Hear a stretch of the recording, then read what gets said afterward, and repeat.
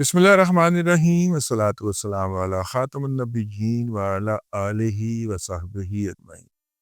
अस्सलामु अलैकुम व रहमतुल्लाहि व बरकातुहू।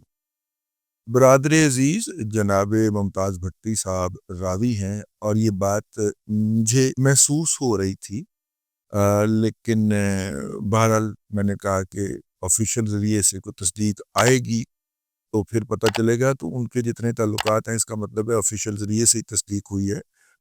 पाकिस्तान जो है इस वक्त पांचवी पुश्त के जो जंगी तैयारे हैं उनमें जो चीन का बना हुआ J-31 है, जो कि उन्होंने F-22 रैप्टर के मुकाबले में बनाया है लेकिन सलाहियतों में उससे बहुत आगे है, वो पाकिस्तान को फौरी तौर पे मिलने जा रहा है। आप कहेंगे कि गलगला जो था वो तो J-35 का था, ठीक है, जो कि रूस के S-57 और अमेरिका के F-35 के बराबर था, लेकिन ये उससे हल्की लेवल का तैयारा। देखिए वो अभी फाइनल टचेस से गुजर रहा है। मेरे पास जो इतला थी वो ये है कि पाकिस्तान के पास 5th जनरेशन के 4 तैयारे थे जिस वक्त पाकिस्तान का इंडिया के साथ एक खड़का चला है या मुतक्का चला है। एक खान सीरीज का तैयारा 5th जनरेशन जो कि तुर्की ये तैयार कर रहा है, उन्होंने उसके 2 तैयारे हमें भिजवाए थे कि अगर मौका मिले तो ज़रा इनको भी ट्राई कर लीजिएगा। वो कराची में मुकीम थे और 2 जो थे वो J-35 चाइना के जो 5th जनरेशन 5वीं पुश्त के तैयारे थे वो हमने सकर्दू में रखे हुए, ठीक है।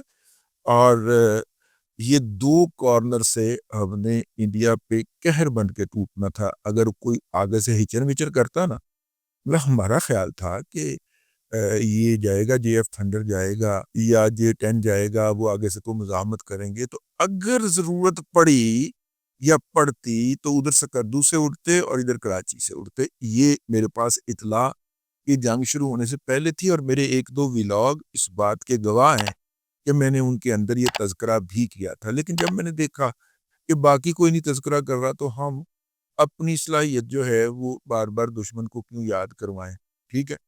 और दुश्मन जो था वो तो हमारे JF थंडर के सामने ही कान पकड़ गया, ठीक है, और उसने तौबा कर ली और नाक रगड़ के माफ़ी मांग ली। तो फिर अब बाकी का तज़किरा क्या करना, ये हमारे पास इतला थी। लेकिन बहरहाल अब चूंकि ये सरकारी तौर पर बताया गया है कि J-35 जो है, क्योंकि अभी उसकी टेस्ट हैं, उसमें बहुत सारे मसाइल हैं, तो इसलिए इंडिया के बारे में ये है कि वो अमेरिका का F-22 रैप्टर जो है वो खरीदने जा रहा है। वो पूरा 5वीं नस्ल का तैयारा है, ठीक है। और इस वक्त अमेरिका की शान है और अमेरिका की आन है और अमेरिका की बान है। अमेरिका को जहाँ पे भी हाई टेक ऑपरेशन करना होता है, अपनी, मेरा मतलब है कि दिखानी होती है सलाहियत, वहाँ पे वो F-22 रैप्टर मारता है। तो वो थमाने जा रहा है महंगे दामों भारत को, ठीक है। अब एक साहब बता रहे थे कि जो इस वक्त भारत के पास जो रफाइल हैं, एक तो वो महंगे तैयार हैं, दूसरा उनकी मेंटेनेंस फ्रांस ने अपने पास रखी हुई है और हर साल $1.5 अरब सिर्फ रफाइल की मेंटेनेंस की जिम्मन में वो भारत को चार्ज करता है। और इस तैयारे ने तकरीबन कोई आप समझें कि 18 साल चलाया जाना है, उतने अरसे के अंदर $25 अरब तो उसने मेंटेनेंस के नाम के ऊपर ले जाना है, ठीक है। 16 साल या इतने कह रहे थे कि इस तैयारे की उम्र है। इसने या ले जाना या ले गया, 2002 में आए थे इनके पास रफाइल शायद, या ले गया या ले जाना, यानी इतना महंगा मार खाने के लिए तमाम किया हुआ था इनके। हाँ, मैं अर्ज कर रहा हूँ कि वो जो है J-32 जो है या 31 जो भी है, वो भी तकरीबन 5वीं नस्ल का तैयारा है। वो पाकिस्तान को अगस्त तक मिल जाएगा और वो इस वक्त जो है उन्होंने कहा है जरा इसको भी टेस्ट कर दें, इंडिया के ऊपर टेस्ट कर दें। तो रैप्टर से इतना ज़्यादा खुश नहीं होना चाहिए। जो अमेरिका के F-35 है उसके अंदर अभी बहुत सारे मसाइल हैं, اڑتا اڑتا شرما کے ڈگ پڑتا ہے اور تباہ ہو جاتا ہے. اور آپ کو پتہ ہے کہ مہنگا طیارہ تباہ ہونے سے کیا کچھ ہوتا ہے. لیکن انڈیا کو کیا فرق پڑتا ہے, ان کے پاس ڈالر بہت ہے بھائی. ہمیں تو گورواریہ صاحب نے بتایا کہ ہمارے پاس تو ڈالر بہت ہے, ہمیں تو کوئی فرق نہیں پڑتا کہ طیارے تباہ ہو رہے ہیں. تو طیارہ تباہ ہی ہونا ہے, پاویں رافیل ہو, پاویں F-35 ریپٹر ہو. تو ایک تو یہ خبر تھی, یہ تو ویسے ہی تذکرہ آ گیا اس کا. لیکن اس وقت جو ہے اگر ہم اس کو تھوڑا سا اور ذکر کر لیں کہ اس وقت پاکستان کو جو پی ایل کی اگلی جنریشن ہے, میرے خیال PL-18 ہے, اور اس کی رینج جو ہے وہ 400 کلومیٹر کے قریب ہے, وہ بھی چین پائن نے پاکستان کو دینے کا ارادہ نہیں ظاہر کیا, بلکہ سنا ہے کہ دے دیا ہے. ٹھیک ہے, کیونکہ پچھلی دفعہ PL-15 جو تھا اس کی رینج 145 کلومیٹر تھی, اور انڈین جو تھے وہ بڑے دھیان کے ساتھ 200 کلومیٹر اور 250 کلومیٹر کی رینج میں فلائی کر کے تو پھر اتر جاتے تھے. چڑھے, فلائی کیا, پھر جناب واپس مڑ کے اتر جاتے تھے. ان کو سمجھ ہی نہ آئی, پاکستان نے 192 کلومیٹر پہ پھڑکا کر دیا طیارہ. اب وہ کہتے ہیں کہ یہ تو رودی ہے, اس کی رینج 150 کلومیٹر ہوتی ہے, آپ نے 192 کلومیٹر پہ مار دیا ہمیں, تو یہ تو روندی ماری ہے, آپ نے زیادتی کی ہے. تو اب جو آیا ہے اس کی ڈکلیئرڈ رینج جو ہے وہ 350 کلومیٹر ہے. تو مطلب کہ شنید یہی ہے کہ پاکستانی جو ہے اس میں کوئی تھوڑا بہت اوپر نیچے کر کے 400 کلومیٹر تک بھی ان کا طیارہ ہنٹ کر سکتے ہیں. تو اگر لاہور کی فضاؤں سے وہ چلائے تو اس کا مطلب ہے کہ دلی کی حفاظت کے لیے اڑنے والا طیارہ تو وہیں پہ بسم کیا جا سکتا. ٹھیک ہے, تو اس لیے آپ سمجھیں کہ آپ نے پورے انڈیا کے اوپر اپنی ایئر ڈومیننس ثابت کر دی. بھارت کو تو ابھی F-22 ریپٹر یا دوسرے طیارے ملنے ہیں نا, آپ سمجھے ہمیں مل گئے, پہنچنے والے ہیں, بلکہ پہنچ گئے ہوں گے, ہمیں یہی بتایا جا رہا ہے کہ پہنچنے والے ہیں.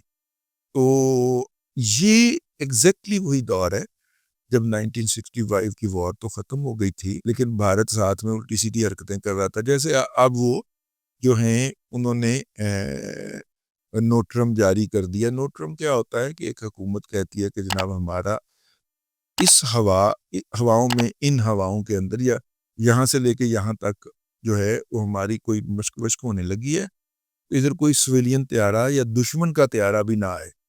ٹھیک ہے, اگر وہ جائے تو اسے اعلان جنگ سمجھا جاتا ہے. تو نوٹرم انہوں نے جاری کیا تھا کہ ہم نے جناب ہوائی مشقیں کرنی ہے, اور پاکستان کے بارڈر سے 100 کلومیٹر دور تک انہوں نے ایک ایریا دیا تھا کہ یہاں پہ کوئی نہ آئے.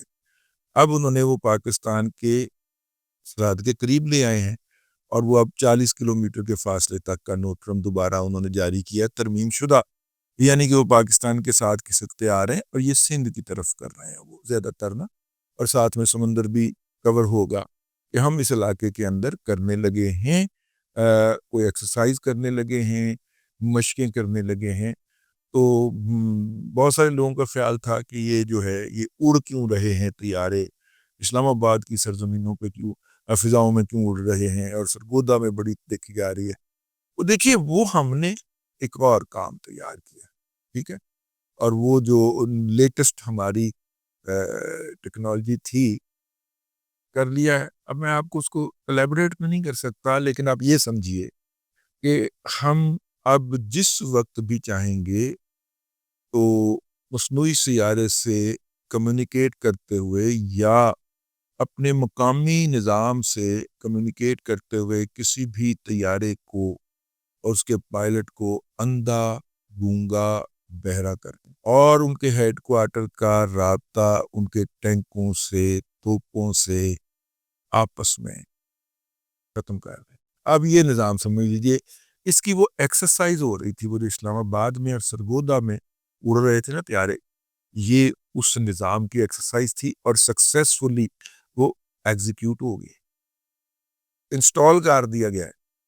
ہم چپ کر کے میچنے بن کے بیٹھے رہیں گے, اور جیسے ہی وہ ہم سمجھیں گے کہ جناب یہ ان کی حرکات و سکنات جو ہے وہ ناقابل برداشت حدود کراس کر رہی ہے، ہم بٹن دبائیں گے، نہ ان کا پائلٹ جو ہے وہ اپنے ہیڈ کوارٹر سے بات کر سکے گا، نہ مصنوعی سیارے سے کے ذریعے ڈیٹا لے سکے گا، نہ زمین کے اوپر جو ریڈار ہے اس کے ساتھ کو کمیونیکیٹنگ کر سکے گا. ٹوٹل فارغ، اندھا، گونگا، بہرا. یہ نظام کا تجربہ ہو گیا.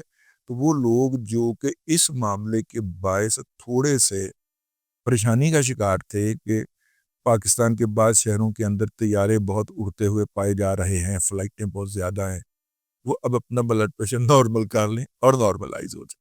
اب تک کے لیے اتنا ہی. اگلے ولاگ کے اندر پھر حاضری ہوگی. اللہ تبارک و تعالیٰ آپ کو آسانیاں عطا کرے اور آسانیاں خلق خدا میں تقسیم کرنے کی توفیق عطا کرے.